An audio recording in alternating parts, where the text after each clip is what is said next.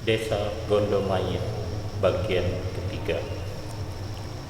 Sangat jauh berbeda dengan kondisi rumah zaman sekarang yang dibangun dengan bata dan semen. Tepat di sudut rumah paling ujung, gentingnya terbuat dari ranting dengan ditutup daun kelapa kering. Simbah lalu mempersilakan masuk. Tidurkan dulu temanmu di situ. Simbah masuk ke ruangan dalam, sedangkan Mas Erik dan Damar ditinggal di teras rumah. Mas Erik masih tidak habis pikir hanya karena kencing bisa seperti ini. Selidik demi selidik, Mas Erik melihat ke sana kemari. Tatapannya menyapu dari satu rumah ke rumah yang lain. Kurang lebih hanya ada 13 rumah.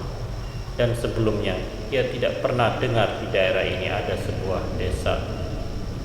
Di tengah malam seperti ini, desa ini sunyi serta sepi, dan hal itu cukup membuat ngeri Mas Erik. Simbah keluar dan di tangannya ada sebuah kendi. Minum ini, lalu pas minum nanti menghadap ke selatan, biar penyakitnya pergi ke selatan, ya nak. Berusaha keras berdiri, Mas Damar pun menenggak air itu. Sekarang masuk rumah, jangan keluar dulu, biar bencananya bisa pergi. Mas Erik tidak paham maksud Simbah saat mengatakan balas sadu. Namun Mas Erik mengiyakan tawaran itu. Kali ini mereka yakin bahwa mbah-mbah yang menolong mereka mungkin memang manusia. Di dalam rumah, persis seperti yang dibayangkan Mas Erik. Benar-benar seperti rumah di pedalaman, tidak ada listrik. Bahkan peralatannya semua benar-benar kuno. Mas Damar sudah tertidur lelap setelah dipersilakan untuk istirahat. Tiba-tiba Mas Erik kaget bukan main ketika mendengar suara gamelan itu lagi. Sekarang Mas Erik baru paham bahwa rombongan itu mungkin adalah rombongan orang-orang desa ini.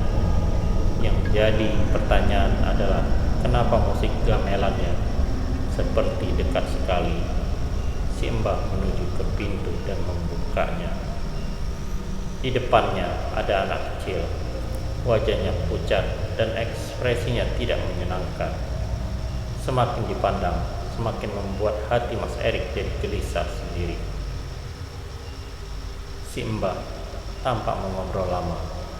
Mas Erik mencoba mencuri dengar dan Mas Erik hanya mendengar kalimat patah-patah. Kalimat yang didengar Mas Erik hanya giliran mati saudara ilmu. Setelah itu pintu ditutup dan Simbah kembali masuk lalu mengambil kain. Kain itu digunakan untuk menutup kepalanya. Mas Erik pun lalu bertanya, "Mau kemana, Mbah?" Saat itulah Simbah menawarkan Mas Erik, apakah mau ikut atau tidak. Tawaran itu awalnya membuat ragu Mas Erik karena ia harus menjaga Mas Damar. Sebenarnya ada keinginan besar yang membuat dirinya penasaran, terutama bila melihat wajah anak yang pucat itu. Seperti ada sesuatu yang ganjil. Mas Erik pun ikut setelah lama menimbang-nimbang keputusan. Rupanya Mas Erik dibawa ke sebuah rumah. Di depannya banyak orang yang sudah menunggu. Benar dugaannya bahwa ada gamelan yang ditabuh di antara kerumunan itu. Tidak beberapa lama, pandangan Mas Erik menuju ke pintu rumah. Dari pintu rumah tersebut keluar 4 lelaki setengah baya yang mengangkat keranda mayat. Yang membuat Mas Erik bertanya-tanya dan merasa tidak nyaman adalah prosesi pemakaman yang diadakan lagi. Padahal belum lama ada prosesi pemakaman. Di sanalah si Mbah yang memimpin prosesi. Ia berjalan di barisan depan. Karena sudah setengah jalan, Mas Erik pun terpaksa harus ikut. Di sepanjang perjalanan yang naik turun, tampak wajah-wajah itu menunjukkan ekspresi sumringah. Hal-hal ganjil seperti itu yang membuat Mas Erik tidak habis pikir. Namun ia mencoba menahan diri. Akhirnya mereka sampai di sebuah tempat. ada dua tanah lapang yang kesemuanya sama, sebuah pemakaman kembar. Setidaknya itu yang terlihat ketika mayat sudah diturunkan dan keranda dibuka. Mas Erik hanya diam bengong melihat siapa yang akan dimakamkan malam ini. Rupanya yang akan dimakamkan malam ini adalah bocah yang tadi berdiri di depan pintu si Mbah. Siap, batin Mas Erik, seolah tidak percaya dengan apa yang dia lihat. Tidak mungkin ia salah lihat. Mau tidak mau Mas Erik menyaksikan prosesi pemakaman itu. Di tengah pemakaman, Mas Erik melihat gelagat yang aneh, di mana semua orang tampak menari-nari. Beberapa bernyanyi mengikuti nada gamelan yang mengalun-alun. Yang lebih membuat Mas Erik tidak bisa mengerti adalah si bocah dikubur dengan mata masih terbuka lebar. Di sisi lain, hening, sepi, dan sunyi. Setidaknya itulah yang dirasakan Mas Damar ketika ia terbangun meski mata masih terkantuk-kantuk. Dilihatlah ke sana kemari. Ia baru sadar. Ia ingat bahwa ia baru saja terlelap di atas ranjang rumah seorang wanita tua yang menawarkan bantuan. Dicarinya Mas Erik, namun tidak ditemukan kawan seperjalanannya ini.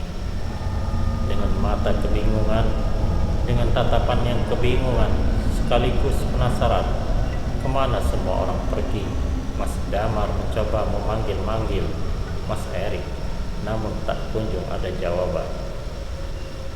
Dengan keadaan masih linglung, ia melihat kondisinya. Ukuran alat kelaminnya belum normal, namun jauh lebih baik dibandingkan beberapa saat yang lalu.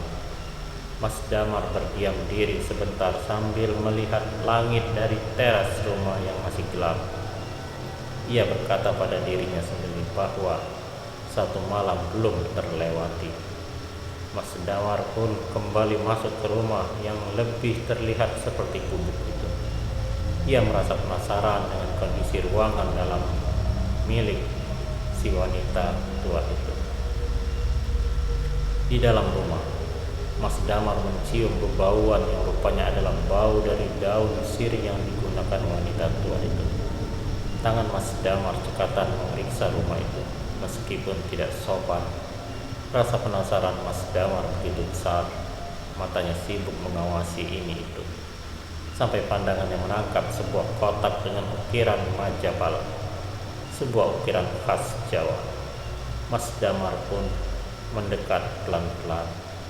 Rupanya kotak itu tidak dikunci, dan dengan leluasa Mas Damar pun mengangkatnya. Perasaan Mas Damar mendadak tidak enak.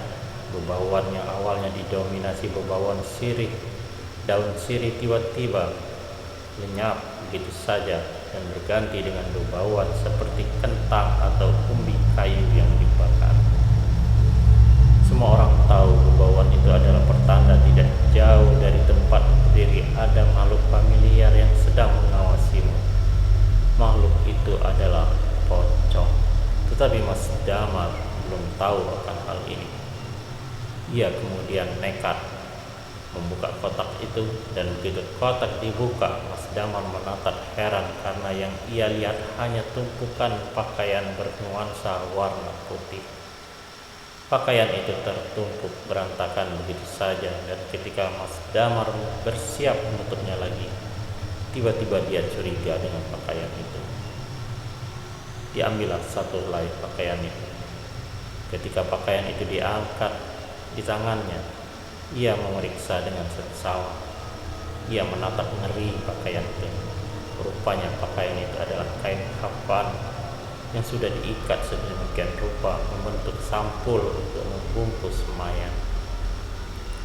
Mas Damar sontak melempar pakaian itu begitu saja. Ketika Mas Damar bersiap untuk pergi dari tempat itu, matanya tercekat menatap sosok yang tengah berdiri tepat di depannya. Sosok itu matanya hitam dan wujudnya sangat mengerikan. Sosok itu adalah pocong yang tengah berdiri tepat di depannya. ingin segera pergi, namun kaki Mas Damar malah kaku tak mau digerakkan sementara si pocong masih berdiri memandanginya. Bila ada satu permintaan yang bisa Mas Damar minta, mungkin ia akan meminta untuk jatuh pingsan. Sungguh peristiwa itu benar-benar peristiwa tak terlupakan. Disitulah akhirnya Mas Damar mendengar pocong itu bersuara. Si pocong mengatakan, "Tali pocong, tali pocong." Lirih, namun membuat bulu kuduk berdiri. Mas Damar masih mematung. Ketakutan benar-benar mengeraskan sarafnya hingga tiba-tiba suara pintu terbanting membuat Mas Damar tercekat panik.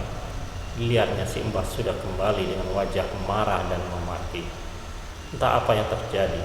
Ia melihat si Mbah mencengkram ujung kain kapan si pocong, menyeretnya dengan tangan kosong lalu melemparkannya tepat di kebun belakang rumah gubuk itu.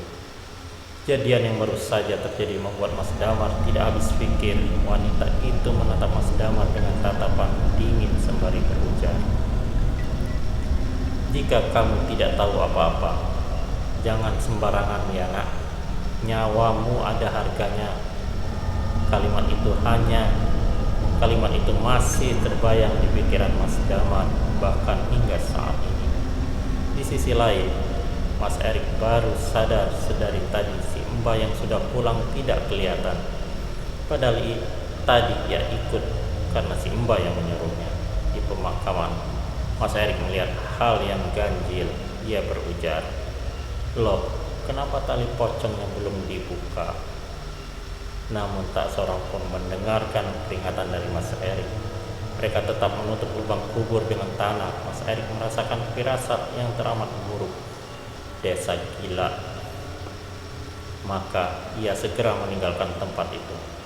Sampai di rumah si Mbah, Mas Erik melihat Mas Damar. Mata mereka saling menatap satu sama lain. Mereka curiga dengan desa ini. Desa ini mungkin bukan desa manusia, namun ada hal yang lebih besar dari semua itu. Misteri apa yang disembunyikan di desa ini? Di tengah kebingungan, langkah kaki si Mbah mengejutkan mereka. Wajahnya yang sempat mengeras ketika melihat Mas Damar kini sudah berubah biasa saja, seperti saat pertama kali mereka bertemu. Nah, kamarnya sudah disiapkan. Mau tidak mau, mereka pun masuk ke sebuah kamar yang asing. Tidak ada hal yang menarik selain ranjang dengan tikar anyaman sebagai alasnya. Mas Damar dan Mas Erik sepakat bahwa keganjilan dari semua peristiwa ini seperti mengerucut pada sesuatu, namun belum ada yang berani menarik kesimpulan. Di tengah keheningan ketika mereka sudah saling merebahkan tubuh untuk sekedar membuang lelah, terdengar suara yang tidak asing lagi di telinga mereka. Suaranya riuh, namun sangat tipis, seperti dari tempat yang jauh. Suara itu adalah suara ayam yang pernah terdengar sebelumnya. Mas Erik lah yang pertama bangun. Ia melihat ke sana kemari untuk memastikan sesuatu. Mas Erik akhirnya menggoyangkan badan Mas Damar dan ia baru sadar bahwa wajah Mas Damar terlihat pucat pasi, seperti menyembunyikan sesuatu. "Mar, dengar apa tidak?" Mas Damar masih diam, mencerna pertanyaan yang baru saja diucapkan Mas Erik. Mas Damar akhirnya mengatakan, "Rik, kamu percaya tidak sama pocong?" Kalimat itu mengingatkan Mas Erik dengan peristiwa yang baru saja ia alami. Matanya menatap tajam ke arah Mas Damar. Ia tidak tahu harus menceritakannya dari mana. "Aku pernah dengar, katanya kalau dengar suara ayam, artinya ada pocong di dekat sini." Mar, akhirnya Mas Erik menceritakan kejadian yang menimpanya. "Mar, desa ini tidak beres. Ayo pergi saja. Kamu sudah tidak apa-apa kan?" Mendengar itu Mas Damar lalu mengatakan, "Rik, sepertinya si Mbah ini." Belum selesai melanjutkan kalimat itu, tiba-tiba mata Mas Damar menatap ke jendela kamar yang hanya tertutup gorden. Di sana ia melihat sesosok wajah yang sedang mengintip. Rik, ayo kita pergi saja dari sini. Ada apa? Di jendela. Di jendela. Mas Damar menunjuk ke arah jendela. Di jendela ada wajah Simbah. Saat itu juga Mas Erik langsung mengemasi barang bawaannya diikuti Mas Damar. Mereka bergegas keluar dari rumah itu.